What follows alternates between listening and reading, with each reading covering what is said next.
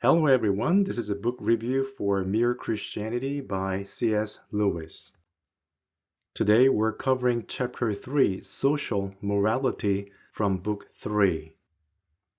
The third chapter of Book 3 is Social Morality, but we are going to reflect on that based on Christian morality, which is not really a new concept according to C.s Lewis. For example, the Golden Rule. It's for everyone. Every culture, every teaching, good moral society teaches us how to treat each other. The author says that every moral teacher, their responsibility is to keep on bringing us back to the old simple principles. People ought to know, which we are somehow, don't want to do that, but they have to bring us back to the old simple principles. He also mentioned that Christian principles about morality, it's for all men at all times. It's not about specific agenda, it's not about specific program or political side of it. And he also pointed out that when people say the church should do ABC, we usually mean that the clergy or some religious leaders put out a political program. The way we usually see the church is the church as an organization. But according to the Bible, the church actually means the whole body of practicing Christians. It's not an organization, it's not a building, it's about the people who believe in Christian value and live accordingly. That means each individual Christian is the church. These are some principles based on Christian value. So if it's fully Christian society, what's expected from every member of that society is this. Everyone should work with their own hands and produce something good. Not necessarily some luxury items, but whatever is good for us, we're supposed to work together to produce them.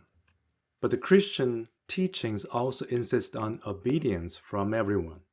That can make a lot of people uncomfortable.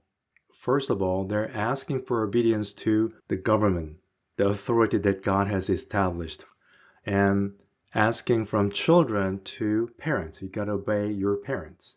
Wives, you're supposed to obey your husbands.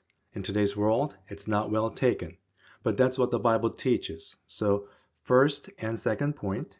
And the third point is it's going to be a very cheerful society, full of singing and rejoicing. So C.s Lewis hypothetically said this. If there were such a society and if we visited it, we may have some curious impression about this society.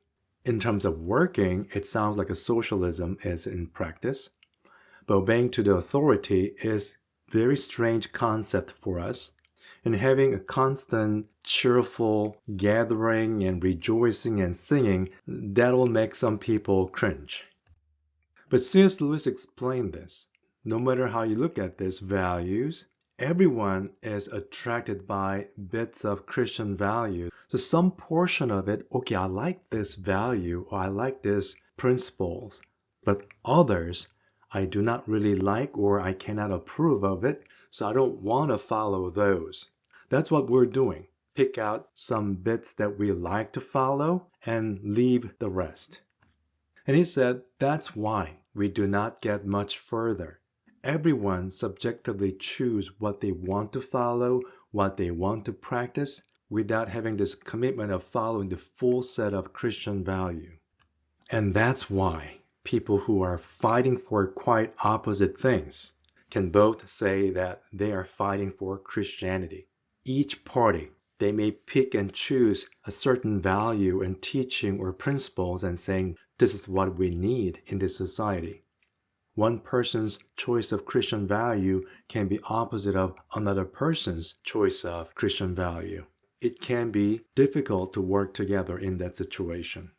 So let me give you additional information that I found from the Merriam-Webster dictionary. According to that dictionary, heresy is this. From Greek heresis, act of taking, choice, course of action or thought, system of principles, sect, faction. So act of taking and making a choice instead of taking the whole thing, that's the very definition of heresy. So that's why pick out those bits and leave the rest is heresy that a lot of people practice in today's world. And interestingly, C.s Lewis talked about charity, which is an essential part of Christian morality. And he provided us one safe rule, even though we can have multiple rules. It's giving more than you can spare. If we live a comfortable life in terms of affording luxuries and amusements and entertainments, then we're probably giving away too little.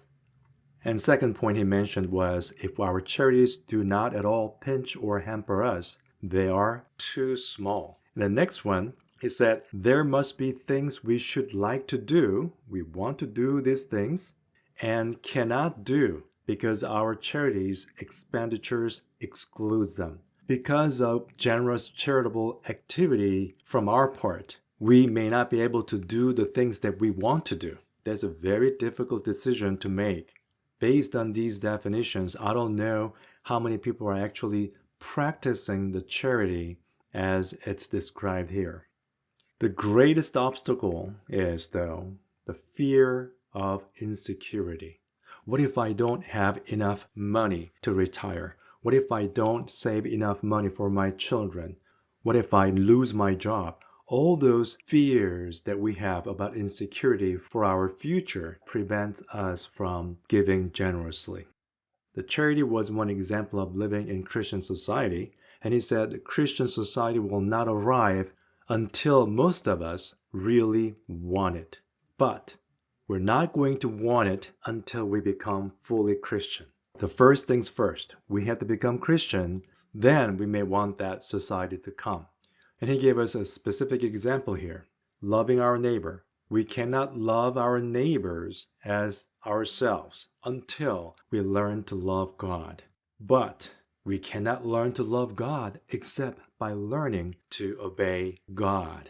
So the bottom line is we all have to become fully Christian to reach that stage of having Christian society with all the virtues are practiced, with never-ending joy and happiness. So the conclusion was this. We are driven unto something more inward. We started with social morality, and we're now into the religious matter. We had to become Christians first to make that happen. So for the longest way round is the shortest way home. And I'd like to leave you with one passage from the Bible. It's from Psalm 119, verse 160. It says, the sum of your word is truth, and every one of your righteous rules endures forever. We have to become Christians, then we'll be able to obey God, love our God, and follow his commandment. Based on that, we will be able to love our neighbor as ourselves. That's it for today.